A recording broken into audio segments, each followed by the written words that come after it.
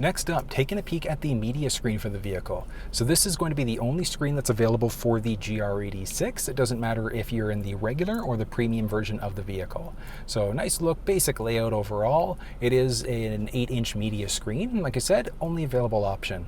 But this is going to be a full rundown of how everything works. So along the very top, we've got our volume rocker there. Nice sound. We've got our tuning rocker on top of that. We can also do a press and hold if we wanted to be able to turn the screen off. So we can turn the screen off easily if we want to, and that's more or less just to get rid of any distractions if you find it a bit too much.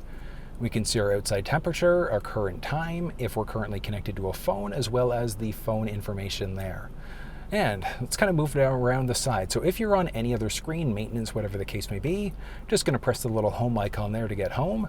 We've got our radio, media, etc. So let's kind of go through each one. So we've got our home button. As we press there, we can also hot button press to get into our phone if we wanted to. Moving back, we've also got our phone that we can push there. We've got apps, roadside assistance, settings, etc. So starting off with our radio, which we can either get to from pressing radio or radio along the side, and that launches us in. Vehicle does have AM, FM, SiriusXM on top of that. We do have a 3.5mm jack right in the center stack there on the little armrest, so we could plug in that way on top of that. If we had Bluetooth connected for our phones, etc., those would all come up as available options, and that would be all through available media. So a ton of options. So if we had a USB stick with MP3s, iPods, iPhones, auxiliary cables, so many different options, which we'll get to as we get to media. But we've got our basic setup there. So AM, FM, SiriusXM. We can push this button here if we wanted to change out things like balance mid equalizers, so balance our fade on top of that. Now all we have to do is just kind of do a drag and drop as we go. We can just reset in order to bring it back to center instead. When as mentioned, equalizer, so normally, actually these are pretty good, with the exception, I drop the mid-range down and treble actually down a little bit there. We can also select our powerful option. We can go to our vocal image control on top of that, and then just exit out from there. We've got all of our different presets that are available all throughout the screen. If we wanted to be able to save a preset, all we're going to do is tune to whatever station we want to, so we can use the tuning rocker there. Or we can press the voice command prompt on the steering wheel. Please say a command. And doing that would also give us the flexibility of being able to change the station. But once we've tuned to whatever station we want, we're just going to do a press and hold. And as you can hear, you heard there, so there was a little notification, and the setting is now saved for us there. If you're new to the area, not sure what stations are available, we can press station list to see all of the available stations. We can have it go by genres as well, or we can just do update to see and have it update the list based off of our current location. We can replay things as necessary. We can also do a scan out. That way, if we wanted to, again, just have the vehicle figure out what stations are available, toggling our HD radio on and off. From there, we've got options for SiriusXM, which give us a few more settings. So we can move into our traffic and weather. We can change songs there. Pressing this little notification gives us the same things that we saw inside of our base radio settings. From there, we can go to information screen. In order to be able to get rid of this information, yes, no. So a little bit more basic, we can browse, scan, replay, things like that. Browsing button works slightly different, obviously, on SiriusXM. It's going to show all the different Sirius stations, categories, teams, tune mix-up, and a number of other things. So quite a few different options that are available, but as you can see with the presets there, it's a mix of SiriusXM, AM, FM, etc., with up to 18 individual presets that are available. That's going to be the basics of your radio. Next up with the media, I mentioned we've got tons of options. So if we have a Bluetooth device connected, we can show that as an option there. You can see sound customization. We can get to by doing quite a few different things. But we can do repeat, we can shuffle if we were listening over Bluetooth. So certain apps, like if you were using like Pandora, Spotify, YouTube Music, things like that, would all be done just using that system instead. USB, so if you had a USB stick with MP3s, we can plug that in, again, just down in the center stack if we wanted to use that. iPhone, iPod, iPad, things like that. So many eyes. We've got a ton of different options available. Moving into our auxiliary, so again, that 3.5mm cable, if we had one of those, we could also plug that in. Moving back, we've also got our phone now. And from here, we're just going to go manage devices. So we've got a few different options available. So we can either delete or we can add. So in this situation, we're going to add a phone in. So once your phone's on, what we're going to do is make sure that our Bluetooth is also turned on, which it is. We're just going to hit add device. We're waiting for Toyota GR86 to show up. And there we go. So we're going to select the device, Pin numbers match up, so let's pair. I'm going to say no to allowing contacts and favorites. Obviously, if you're connecting to your own vehicle, make sure you hit yes on that one. Do we want to transfer contacts? Typically, you would say yes. I'm just saying no for this one, but we're fully connected there. So as we jump back, you can see, well, I haven't selected anything. That's why nothing's showing there, but it would show all of your recent calls, favorites, phone books, and things like that. Keypad, and then you can see there, we can just kind of dial in as necessary. So it's very straightforward. Now, one thing to note, this thing does have the flexibility to have both Android Auto and Apple CarPlay. Inside of the GR86, it is a manual connection, so that means we're a USB connection, I should say. So what we're going to do is we're going to take our USB cable there, and we're just going to plug it into the USB port, again, just right in the center stack. It's right by the cup holders there. Opposite end, we're just plugging ourselves in. And enable CarPlay. We have to, I guess if we want to, we can hit don't show again. I'm not going to do that, but let's say yes. All right, do we want to allow CarPlay while the phone is locked? Yes, we want to allow that. I mean, 3, 2, 1, we're fully connected here, so it's that simple connecting. But as you can see, back home, we've got our maps that are currently available. So on the Apple side of things, we go back, we press this button in order to be able to scroll back to our home screen. So you can see there, we've got Apple Maps, we've got Google Maps, and we've got Waze, and we can use all of these map applications right through the screen, and it is full screen. So it is nice. Now, as you can see there, we are touch screen in this thing, but we can't do a drag and drop, this specific one, obviously. So we've got Google Maps, but I mean, it is nice. We can easily search, we can look at our preferences. So if we wanted to do different route options, traffic volume, things like that. So if we want to avoid highways, toll roads, etc. Moving back again, we could just kind of jump back or press this button along the back there to get back to this main screen. But so many options. If you're a fan of listening to podcasts, you can pull up your podcast there. And we've got our listen now, we've got browse, we've got library, so we can see all of our downloaded tracks and things like that. But one nice thing, like this is a nice, beautiful layout. If you wanted to customize it, all we have to do is on our settings, we go into General, we go to CarPlay, Toyota, you can forget the car, you can toggle this on off, or we can customize. So let's say if you're a bigger fan of maybe your podcast being first, if you also wanted to have Google Maps or any of the other map applications there, so we can easily adjust that. If you're not a fan, you can delete it and it fully removes it from the screen. It is stored down below, so if you wanted to add it back in, you could. If you've played around with it too much, you mess things up, we could just do a reset if we wanted to bring it back to the factory default screen instead. So very straightforward. As I mentioned, we have all of our podcasts there. We've got our maps and things like that. If we do a long press and hold on the steering wheel, that's also going to activate our Siri Assistant. So we've got our Siri Assistant, Google Assistant, things like that.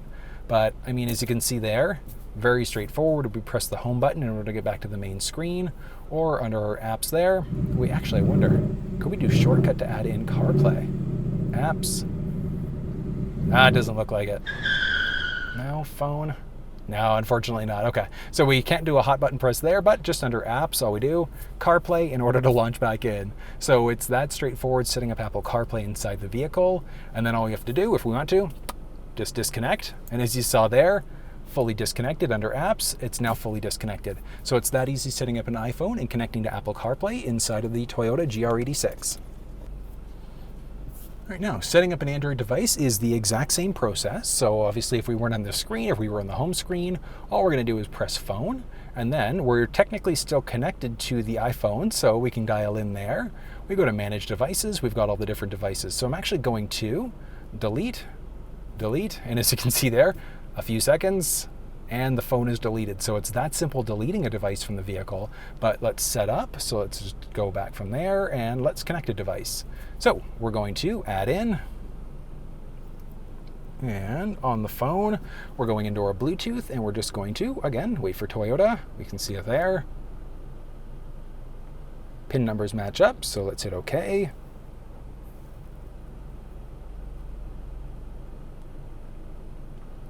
Perfect, allow access to messages, and I'm going to hit deny there, but you do have the flexibility. Obviously hit yes if this is your vehicle, and then you can access contacts and messages and things like that. So it is very straightforward, but the Galaxy's connected.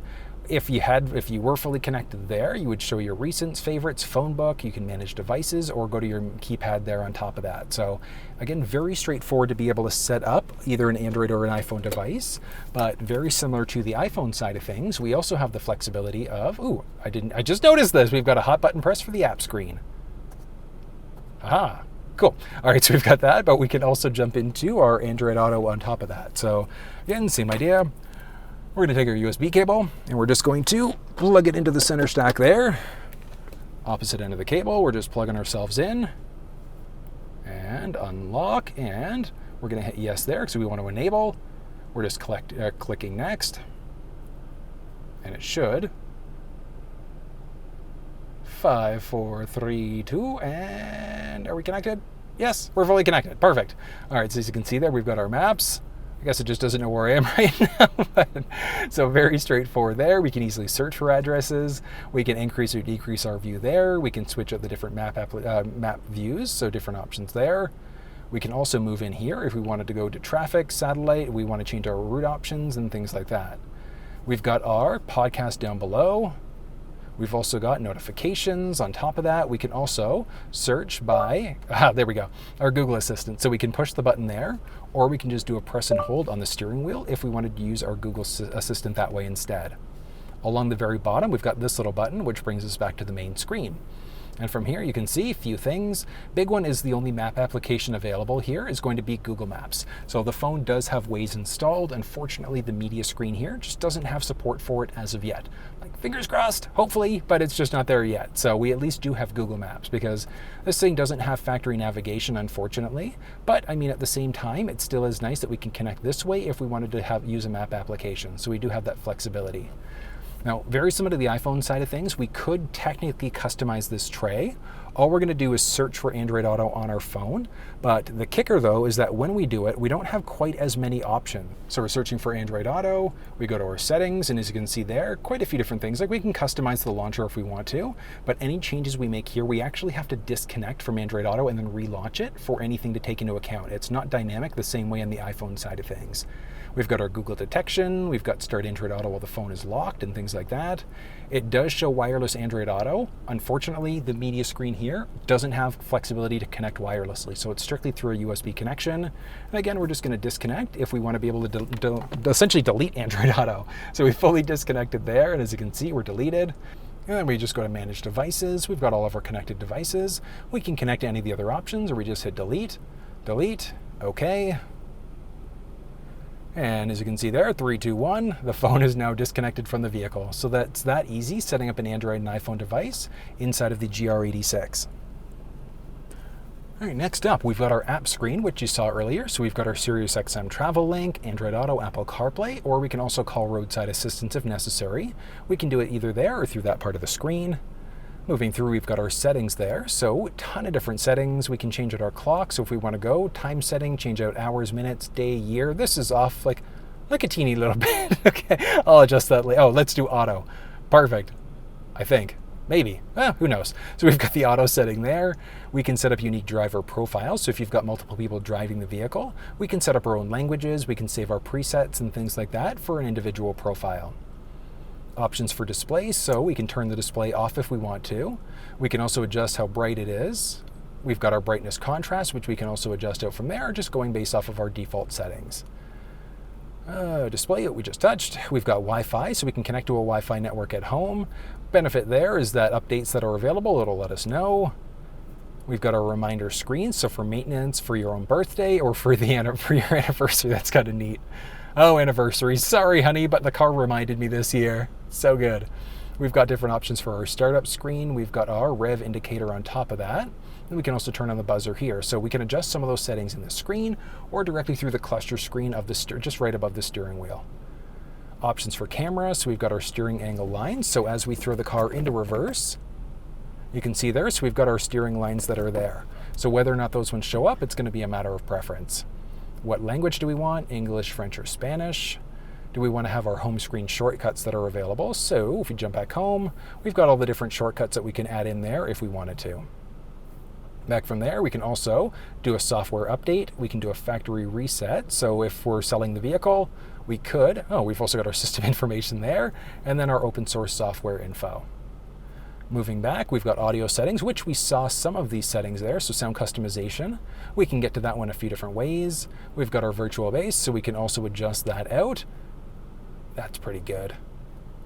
Better harmonic sound there. Dynamic enhancer as well for the audio, so we're going to adjust that a little bit. Our speed controlled volume, so as we're going faster, slower, whatever the case may be, it's going to adjust the volume for us on the fly. We've got our audio gain, so we can automatically have it go a little bit higher as well, just in case. And from there, we've got our notification volume, so how loud or quiet do we want all of our notifications to be? Do we get a beep for all of our different settings? Yes, no. Do we want our beep volume, ring volume, things like that at different settings? So it is kind of neat that we can adjust each one of these individually. So let's say if you want your call volume or your ringtone volume lower, but you want your beeping sounds and things like that higher, you've got that flexibility to kind of adjust different things as we go, which is kind of neat. Moving into our phone settings, series of different options available there. So managing devices, which we saw earlier. We can go into our phone book if the phone was connected to the vehicle. Our messages, we can change our name for the device. So if you want to call it your own custom name, that's where you would go. Apple CarPlay, we can look at all of our different devices that we've connected there. Moving back, we've also got Android Auto, and it's going to be the same idea. So look at all of our available devices. And moving over, options for radio, so our AM, FM.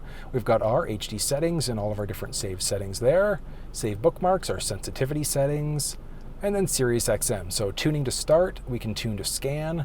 We've got parental controls. So one of the benefits there is that if you're lending your vehicle out to a child, you want to play a prank on somebody, we can lock out certain stations. And we can also get into our traffic and weather settings.